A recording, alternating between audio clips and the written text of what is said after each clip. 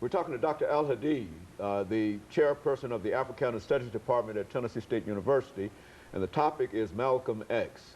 Doctor, let's continue that conversation that I so abruptly interrupted during our first segment here. Let's continue that. Well, our subject here is Malcolm Little. That was his name. And so when he went to Boston, that's when he sort of got involved in crime. Then, of course, he went to New York, where he really got involved in the underworld. And he became a thief. He had a burglary ring. He also was a pimp, a hustler. And so finally, in 1946, he got arrested and was sentenced to prison for 10 years. He actually served 6.5 years of his prison term. But while in prison in Massachusetts, he was visited by some members of his family, and they started telling him about the Nation of Islam. And about Elijah Muhammad and Master Farad Muhammad. And so because of the experiences he had had with crime and also his background growing up within the Marcus Garvey family, he started to listen. But now at first he wasn't too much interested in religion. So when his brother approached him, he told him that, Malcolm, I know a way that you can get out of prison. And so he just thought it was as being a hustler, he thought it was some kind of scam. He said. So he told him to stop eating pork, stop smoking cigarettes, and stop using profanity. And he said, that's all? He said, yeah, that's all you need to do. And so he didn't know at the time that he was being preconditioned for a religious conversion. And so he stopped doing that, and people started looking at him differently. And so over time, he became a model prisoner. And also he started to study the teachings of the Nation of Islam. When he was told that the white man was the devil, which he had no problem in believing, because after all, his father had been killed by the white folks, the Klan. He had 2 uncles or 3 uncles that had been killed by the Klan. His mother had been committed to an insane asylum by white folks. And also the fact that when he was arrested, he was involved with 2 white women, and they were used as sort of go-betweens. They would go to the homes, case the homes, and then report back to him. And then he and his associates would go and break in the home when the family wasn't at home. So he put, 1 and 1 equals 2. He figured it all out. Well, these are the people that are responsible for me being in prison, so I know they got to be devils. But one thing that he never could digest was that the white man was, that the black man rather was God. He couldn't quite fathom that in his mind, but he did readily accept the fact that the white man was the devil. So when he got out of prison in 1952, then he went to Detroit with his brother. He was on parole because he only served 6.5 years out of the 10-year sentence that he was given. So once he met Elijah Muhammad started to teach him.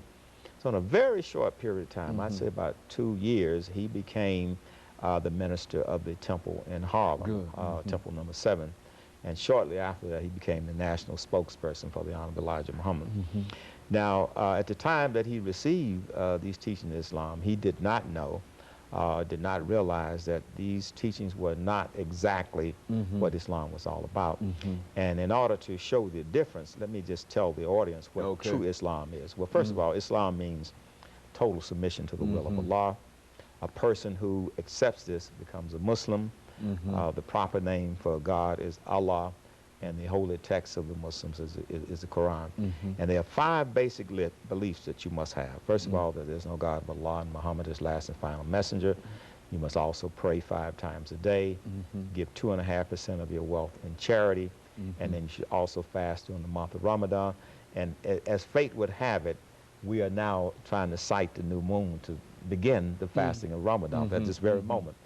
Ramadan here will start either Saturday or Sunday. Then finally, we have the pilgrimage to Mecca, which comes in the last month of the Islamic calendar, which is the month of Hajj. And that was the thing that when Malcolm made the pilgrimage to Mecca, that would allowed him to see clearly the difference between the type of Islam he was taught and Islam that he eventually came to accept as true Islam or mainstream Islam. But as things developed, Malcolm became very popular. As a matter of fact, as early as 1958, he traveled abroad to Sudan, to Egypt, and to Turkey, and he had a chance to see true Islam as early as 1958. So when he came back, he had a different kind of perspective on Islam in contrast to what he had been taught by the Honorable Elijah Muhammad. So as things kept unraveling, people inside of the Nation of Islam became somewhat jealous of him. And they started taking his articles out of the Muhammad Speaks newspaper. And, you know, the jealousy and animosity started to develop. So eventually, they tried to figure out some way to get him out of the Nation of Islam. And the incident they used as a pretext of getting him out of the Nation of Islam was when President John F. Kennedy was assassinated on November 22nd, 1963. Elijah Muhammad sent an executive order for none of his ministers to say anything about the incident. So Malcolm, after giving a speech, inadvertently said that the assassination of Kennedy was a case of the chickens coming home to roost. And what did he want to say that? I remember that statement. I remember. He made that statement, and then initially he was suspended from the Nation of Islam for 90 days. But he eventually realized that he was not going to be admitted back into the Nation of Islam. So he then went to the Islamic Center in Brooklyn, New York, and there at the Islamic Center, he became a true and proper Muslim. And once he converted in 1964, he then made arrangements to go to Mecca so that he could really see the entire Muslim world and travel throughout the Muslim world. And so the Malcolm that left the Nation of Islam in 1964, around March of 64, and the one that went to Mecca in April of 1964 was totally different from the MalcolmX that developed in terms of after his pilgrimage to Mecca in 1964. Very good. And I tell you, I think that this might be a good point to stop for this second commercial break, after which we can come back and then you can sort of give us the information relative to the assassination and really the legacy. I think you gave us a lot of information dealing with the legacy of Marcus Garvey. And I'm sure that Malcolm has, certainly his legacy might not be as great as Marcus Garvey's legacy, but certainly he, and I'm sure that you have a lot of information in reference to that legacy. And of course, let us take this second commercial break, and we'll be back with our audience following this second commercial break.